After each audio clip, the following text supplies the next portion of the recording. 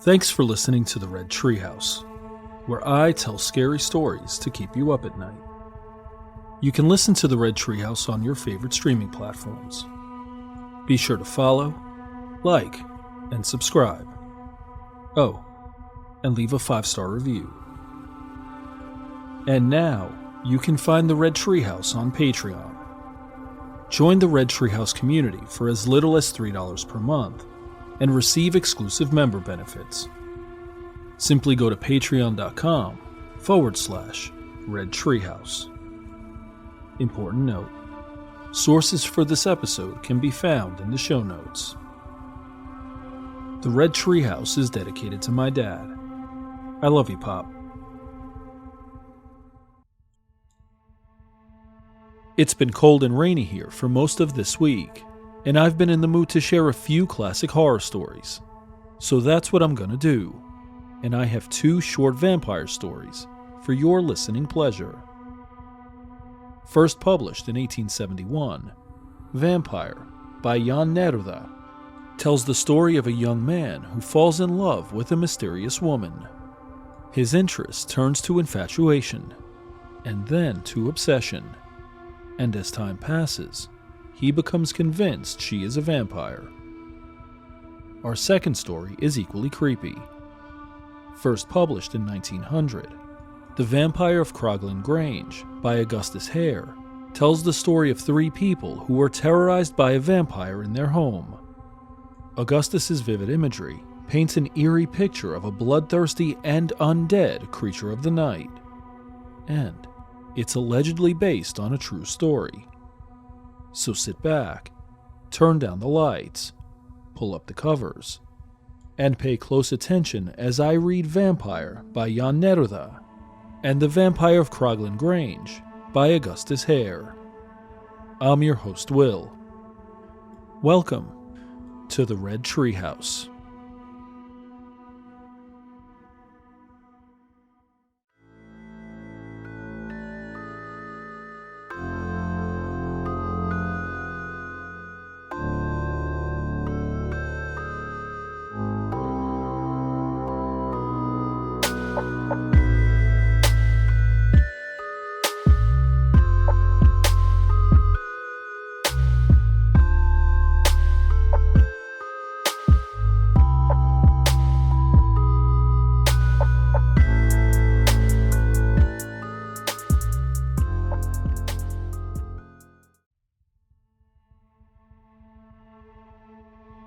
Vampire, written by Jan Neruda.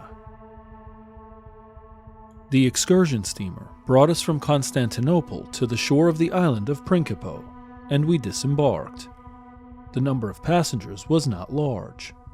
There was one Polish family, a father, a mother, a daughter and her bridegroom, and then we 2. Oh, yes. I must not forget that when we were already on the wooden bridge which crosses the Golden Horn to Constantinople, a Greek, a rather youthful man, joined us. He was probably an artist, judging by the portfolio he carried under his arm. Long black locks floated to his shoulders, his face was pale, and his black eyes were deeply set in their sockets. From the first moment he interested me, especially for his obligingness and for his knowledge of local conditions. But he talked too much, and I then turned away from him. All the more agreeable was the Polish family. The father and mother were good-natured, fine people, the lover of a handsome young fellow, of direct and refined manners. They had come to Principo to spend the summer months for the sake of their daughter, who was slightly ailing. The beautiful pale girl was either just recovering from a severe illness, or else a serious disease was just fastening its hold upon her. She leaned upon her lover when she walked, and very often sat down to rest, while a frequent dry little cough interrupted her whispers. Whenever she coughed, her escort would considerately pause in their walk. He always cast upon her a glance of sympathetic suffering, and she would look back at him, as if she would say, "It is nothing. I am happy." They believed in health and happiness. On the recommendation of the Greek, who departed from us immediately at the pier, The family secured quarters in the hotel on the hill. The hotel keeper was a Frenchman, and his entire building was equipped comfortably and artistically, according to the French style. We breakfasted together, and when the noon heat had abated somewhat, we all betook ourselves to the heights, where in the grove of Siberian stone pines we could refresh ourselves with the view. Hardly had we found a suitable spot and settled ourselves when the Greek appeared again. He greeted us lightly, looked about, and seated himself only a few steps from us. He opened his portfolio and began to sketch. "I think he purposely sits with his back to the rocks so that we can't look at his sketch," I said. "We don't have to," said the young Pole. "We have enough before us to look at." After a while, he added, "It seems to me he's sketching us in as a sort of background." Well, let him. We truly did have enough to gaze at. There is not a more beautiful or more happy corner in the world than that very Principe. The political martyr Irene, contemporary of Charles the Great, lived there for a month as an exile. If I could live a month of my life there, I would be happy for the memory of it for the rest of my days. I shall never forget even that one day spent at Principe. The air was as clear as a diamond, so soft, so caressing, that one's whole soul swung out upon it into the distance. At the right, beyond the sea, projected the brown Asiatic summits. To the left, in the distance, purpled the steep coasts of Europe. The neighboring Chalky, one of the 9 islands of the Prince's archipelago, rose with its cypress forests into the peaceful heights like a sorrowful dream, crowned by a great structure, an asylum for those whose minds are sick. The Sea of Marmara was but slightly ruffled and played in all colors like a sparkling opal. In the distance, the sea was as white as milk, then rosy, between the 2 islands a glowing orange, and below us, it was beautifully greenish blue, like a transparent sapphire. It was resplendent in its own beauty. Nowhere were there any large ships. Only 2 small craft flying the English flag sped along the shore. One was a steamboat as big as a watchman's booth. The second had about 12 oarsmen, and when their oars rose simultaneously, molten silver dripped from them. Trustful dolphins darted in and out among them, and dove with long, arching flights above the surface of the water. Through the blue heavens, now and then, calm eagles winged their way, measuring the space between 2 continents. The entire slope below us was covered with blossoming roses, whose fragrance filled the air. From the coffee house near the sea, music was carried up to us through the clear air, hushed somewhat by the distance. The effect was enchanting. We all sat silent and steeped our souls completely in the picture of paradise.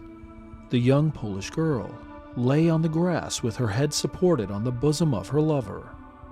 The pale oval of her delicate face was slightly tinged with soft color, and from her blue eyes, tears suddenly gushed forth. The lover understood, bent down and kissed tear after tear. Her mother also was moved to tears, and I, even I, felt a strange twinge. "Here, mind and body both must get well," whispered the girl. "How happy a land this is. God knows I haven't any enemies, but if I had, I would forgive them here," said the father in a trembling voice. And again we became silent. We were all in such a wonderful mood, so unspeakably sweet it all was. Each felt for himself a whole world of happiness, and each one would have shared his happiness with the whole world. All felt the same, and so no one disturbed another. We had scarcely even noticed the Greek, after an hour or so, had arisen, folded his portfolio, and with a slight nod, had taken his departure. We remained. Finally, after several hours, when the distance was becoming overspread with a darker violet, so magically beautiful in the south, the mother reminded us it was time to depart. We arose and walked down towards the hotel with the easy elastic steps that characterize carefree children. We sat down in the hotel under the handsome veranda. Hardly had we been seated when we heard below the sounds of quarreling and oaths. Our Greek was wrangling the hotel keeper, and for the entertainment of it, we listened.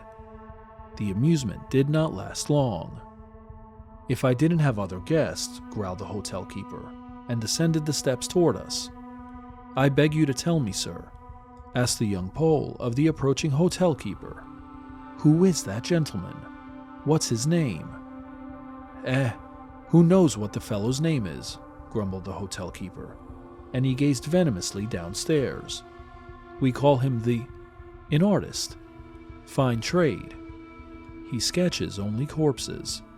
Just as soon as someone in Constantinople or here in the neighborhood dies, that very day he has a picture of the dead one completed. That fellow paints them beforehand, and he never makes a mistake, just like a vulture." The old woman shrieked affrightedly.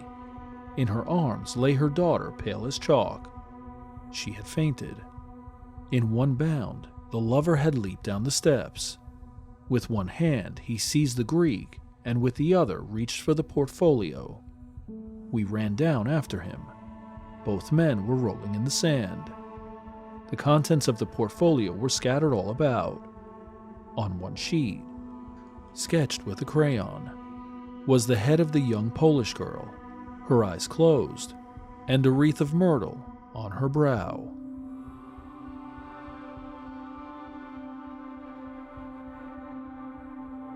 The Vampire of Croglin Grange, written by Augustus Hare. An intriguing account of vampirism was related by a certain Captain Fisher to Augustus Hare, who wrote of it in The Story of My Life. "Fisher," said the captain, "may sound a very plebeian name, but this family is of a very ancient lineage, and for many hundreds of years they have possessed a very curious old place in Cumberland, which bears the weird name of Croglin Grange.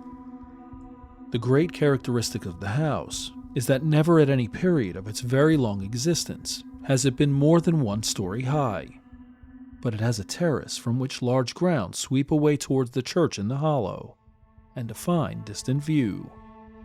When, in lapse of years, the Fishers outgrew Croglin Grange in family and fortune, they were wise enough not to destroy the long-standing characteristic of the place by adding another story to the house, but they went away to the south, to reside at Thorncombe near Guildford, and they let Croglin Grange.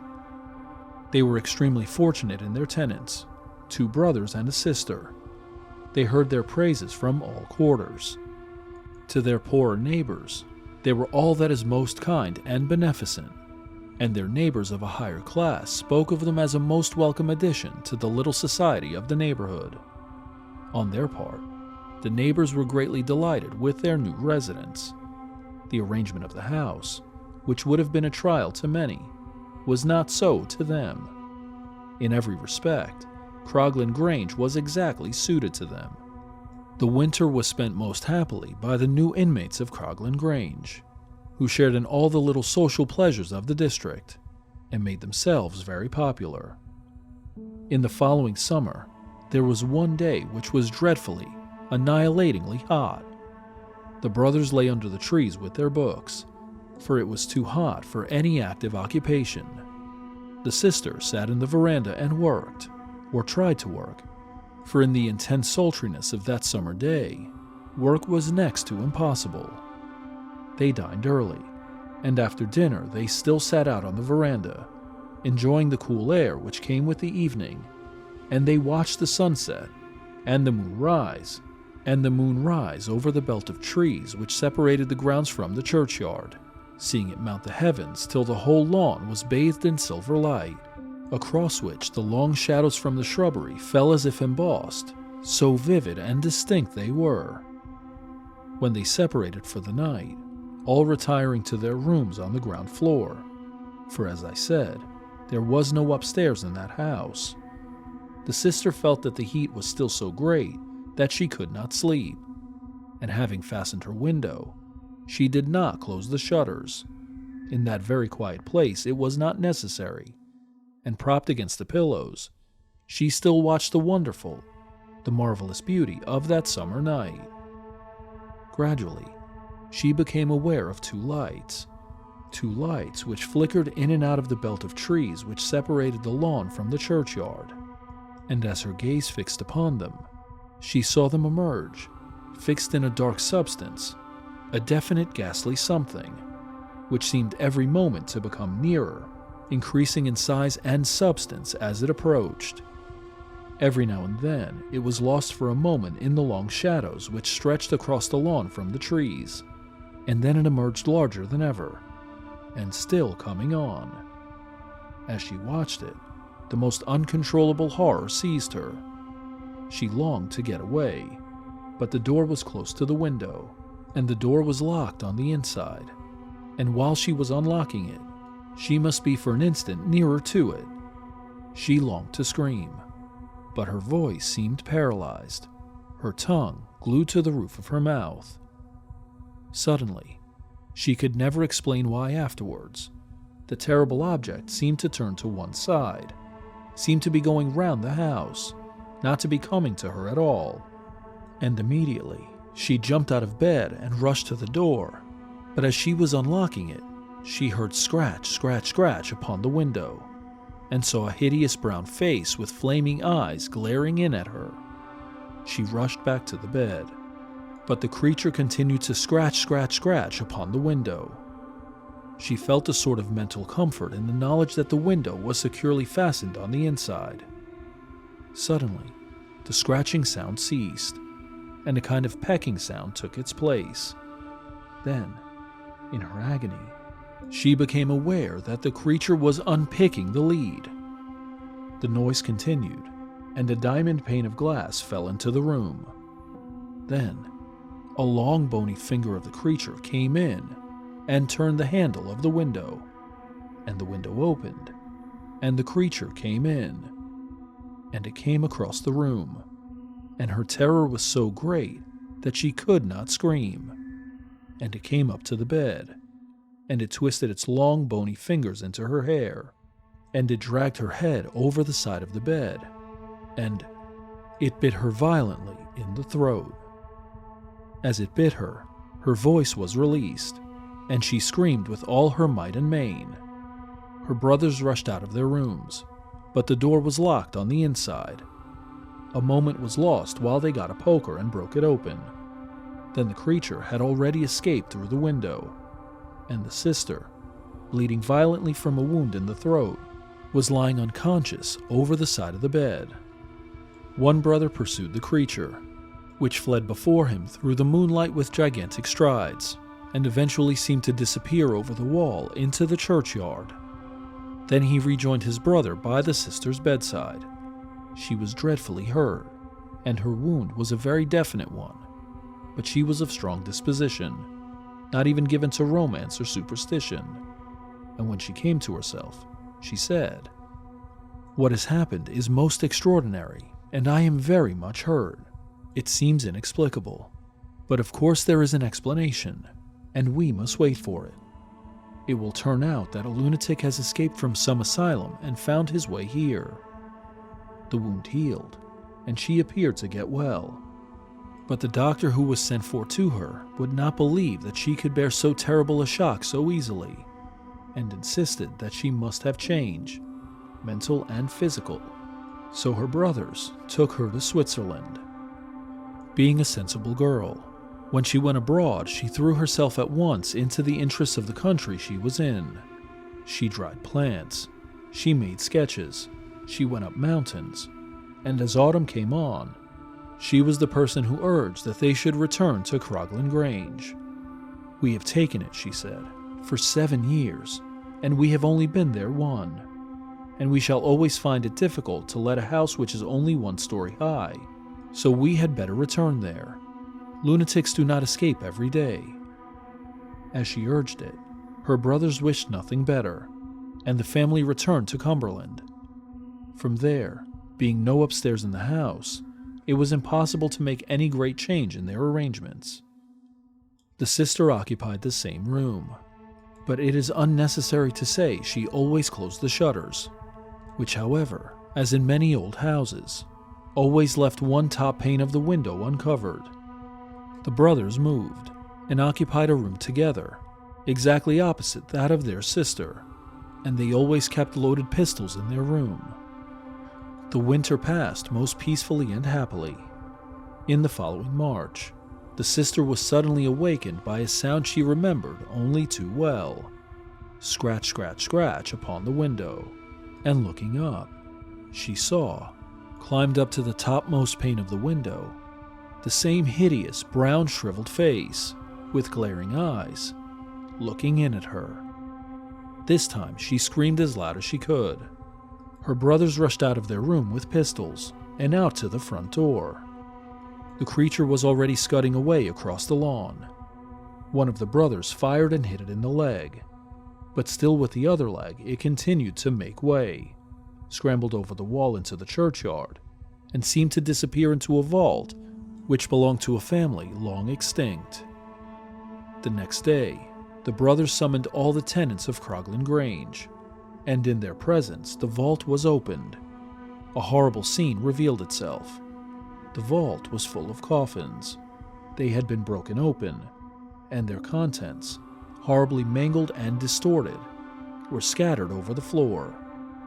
One coffin alone remained intact. Of that, the lid had been lifted, but still lay loose upon the coffin.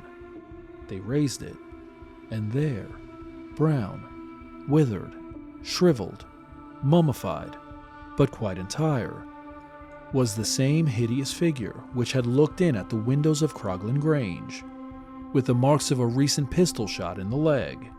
And they did the only thing that can lay a vampire. They burnt it. What did you think of these classic stories? Leave a comment or email me at redtreehousepod@gmail.com. As we turn down the lights on this episode, make plans to join me next time as I read another classic horror story. I'm your host, Will. Thanks for joining me in the Red Treehouse.